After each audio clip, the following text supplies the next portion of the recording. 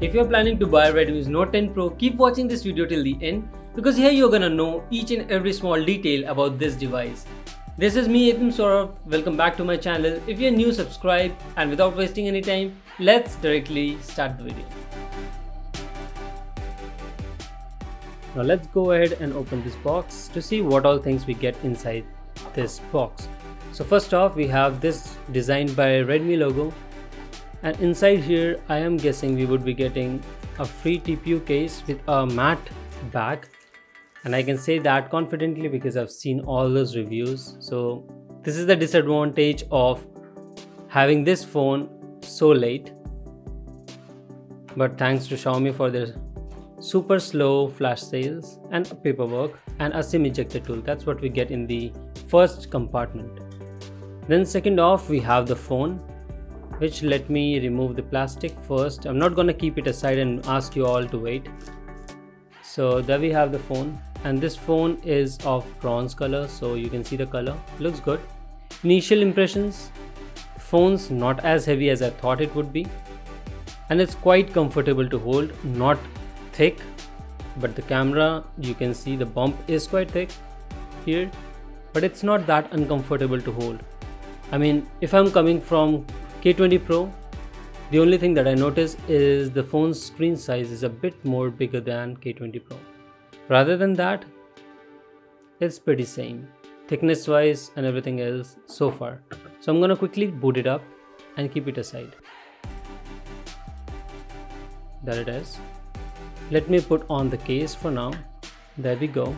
And then inside this box, I was about to throw this box, we still have some stuff here. So a USB cable, standard Type-C cable with orange mark underneath. I don't know what that orange mark stands for, but this is the first time that I received a cable white in color as well as with orange mark. And the main component in the box that is heavy, this charger. I'm very curious to what's the weight of this charger versus the weight of the phone. I think they both should weigh somewhere equal. And let me tell you this thing quick, that this charger is 33 watts charger, so it's a super fast charger. This was the first charger that used to come with Xiaomi phones, and it's a 10 watt charger. Then they increased the capability to 18 watts charger recently when I bought K20 Pro, and now this is the charger that I am getting with this Redmi Note 10 series. So you can see they're gradually increasing the watts, so faster charging but increasing the size as well. Now let's talk about the guest of honor, the phone. Right off here you can see that Redmi has pasted a screen protector on the screen, even though the screen comes with a Gorilla Glass 5. I've already set this phone up so as to save a lot of time, and I realized that I had the option to turn on and off the advertisements and stuff, which I obviously turned it off. But surprisingly, I was expecting some apps to get downloaded after that, but nothing happened besides all this junk which is present here and a couple of frame drops initially while setting up the phone. Let's start by talking about something which is super hyped about this phone, which is the display. So display is this time a Super AMOLED display with 120Hz refresh rate, which is the maximum. So the device is capable of shifting between 60 and 120, and remember, it's not variable. So it's either gonna be 60Hz or it's gonna be 120. Outside the box, this comes with a 60Hz, and if you want, you can shift to 120Hz, and then it's gonna stay at 120Hz. The only downside here is it consumes a bit of the battery. But you know, I like to live my life to the fullest without caring about much things, and battery is big enough to take care of that. And then the brightness is 1200 nits, as I already mentioned. It gets super bright even under the sunlight, which will give you a very nice experience even if you're using it directly under the sunlight. The viewing angles and the color reproductions of this screen is amazing. And the screen also comes with a protective layer, which is a screen guard already applied by Xiaomi. If you want, you can get rid of it, but I just left it here. But the viewing angles as well as the color reproduction of this screen is super amazing for the price that it comes. Let's talk about the back panel of the phone. So the back panel is also glass, and depending upon what variant you buy, you will either get a somewhat matte finish or a normal shiny back color. So if you have a matte finish, it's not completely fingerprint resistant. As you can see, my phone does have fingerprint, but one thing to note here is that this back panel does not have a Gorilla Glass 5 4-3 protection. The back panel does not have an official Gorilla Glass protection, but Xiaomi has said that there is some kind of protection there which makes the back glass as well resist to scratches and is making the back glass durable. But how much is that fact true? We can't verify until I scratch my phone, which I am not planning to do.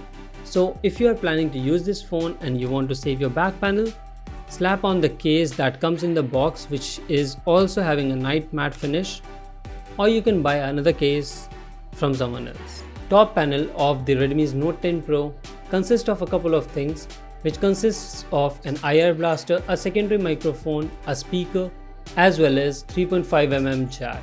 At the bottom, if you see here, you'll be able to see a secondary speaker at the bottom, Type-C USB connector, and the primary microphone.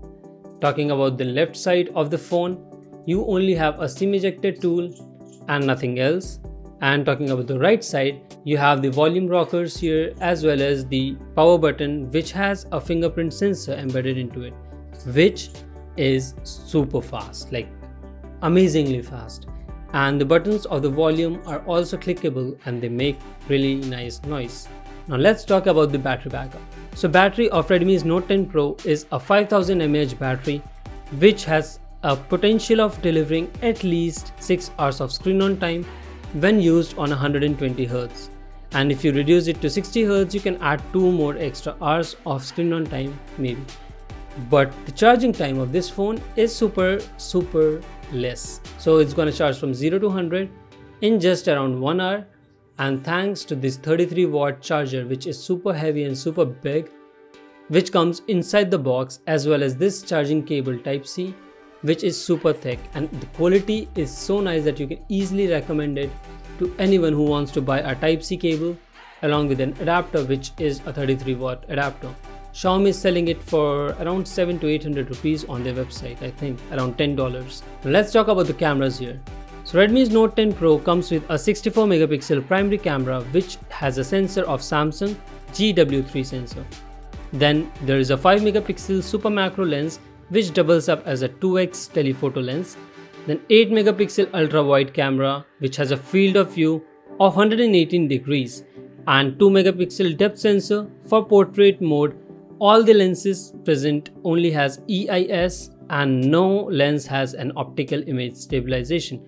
The max resolution at which the video can be recorded is limited to 4K 30fps, even though the lens is capable of recording up to 4K 60fps. So it's the limitation that is being capped by the processor, which we are going to talk in a while. But the photo quality is not bad, but it's not the greatest out there too. I even downloaded Google Camera, and here are the shots being clicked by the default camera as well as the Google Camera and the video recording for you to judge how great the camera system are in this thing. Now let's talk about the elephant in the room, which is the processor. So Redmi Note 10 Pro comes with a Qualcomm Snapdragon 732G. People who do not know about those numbers, let me tell you that this processor is considered to be less worth than Snapdragon 855, which Redmi's K20 Pro had, which was also being sold at a higher rate than this phone. But believe me, I was using that phone for an year and a half, and after switching to this phone, I barely see any performance difference in this phone versus Redmi's K20 Pro. I didn't even feel any lag or any stutter or any frame drops even on 120Hz enabled on any application. And I've heard people say that when you are on 120Hz, some applications might lag for you. So here I'm on Twitter and I'm scrolling and it's really fast. I go to home screen, no lag. I go to again home screen, no lag. Shifting, no lag. Opening something, then going back, then opening the multitasking tiles, then even opening my camera, then going home, scrolling between the application. I don't see any single lag anytime I'm doing or performing any application tasks here. Like literally no frame drops, no stutter at all for me. But again, Redmi's Note 10 Pro or Redmi's Note 10 series in particular also is having screen flickering issue for some users, and Xiaomi is also doing replacements for that. That's nice for that. But as far as the processor's performance is concerned, I cannot believe that this 732G is anyway behind 855. And you are hearing it from a person who was using this K20 Pro for the past 1.5 years now. And I literally feel no difference, and even feel that this device, Redmi's Note 10 Pro, is even better because K20 Pro's screen is only 60Hz, and since this is 120Hz, it makes you feel that the screen and the performance of the phone is way faster than K20 Pro. Now let's talk about the thing in the phone which I don't really like. So the phone comes with MIUI version 12 based on Android 11. Now even though MIUI sucks, but this time around when I was installing, I did get some applications which I didn't want, so bloatware was there. But it was super easy to get rid of every single application. There are no application in this phone which was considered a bloatware. So every application here which I have is because I wanted it to be here. And the process to remove all that without root and without even unlocking the bootloader was really easy. If you guys want to do that yourself, or if you want to know, let me know in the comment section below. I'll make the video of how to clean your MIUI 12 phone without even rooting it. The process was very easy and yet was effective, so I did not have any bloatware issues thanks to MIUI not being so complicated here. But besides that, I am not really a fan of an OS which is such heavy OS. So basically MIUI 12 is good, it has a lot of animations, but it is also a bit heavy, which can become a bottleneck later on. One interesting and super nice thing here is this MIUI does not come with a MIUI dialer. However, the inbuilt dialer that you get is Google Dialer, which also is super nice to have because it comes with call recording feature. The only thing here is that whenever you are gonna record the call, it's gonna give a notification to each party on the call that the call is being recorded. But rather than that, there is an option with which you can actually record the call. Now let's talk about the IP rating. So Redmi's Note 10 Pro does have a IP53 rating, which makes this phone splash, water and dust resistant, but I would still not submerge this phone in water. But let's just say that you can easily wipe this phone clean with a liquid screen protector, and that's gonna be good. You can even sanitize your phone if you want to, but I would not recommend you to do those things. Now let's talk about the feature which no one else discussed, is the Z-axis haptics. Honestly, when I was starting to use this phone, I was thinking that this haptic system would be even better, and to my surprise I was kind of disappointed here. Z-axis haptics basically makes you feel as if there is a spring attached to a base, and whenever you press a key on your keyboard, it wiggles. It's not the best experience to get in terms of vibration, and I think it feels like the vibration motor is loose in the phone. So the vibration is not really good, and I am not a fan of Z-axis haptics. If you do decide to buy this phone, let me know in the comment section below what you guys think of this new haptic system, because for me, I am not a big fan of it, and I don't think a lot of people would actually like this. But overall, this is a pretty experimental phone in terms of Z-axis haptics and 120Hz on a budget phone and Super AMOLED display. Z haptics are good. Maybe it would take time for me to be getting used to it, but it's certainly not the best thing that I would like on a phone. I would like a normal regular haptic system if they cannot improve it, but Z-axis haptics is completely different and it makes the haptics look a bit cheaper. One thing I actually forgot to mention is that this phone is also equipped with a 360 degrees ambient sensor. So ambient light sensor is basically nothing but a sensor which adjusts the brightness of the screen depending upon how much light is in your neighborhood.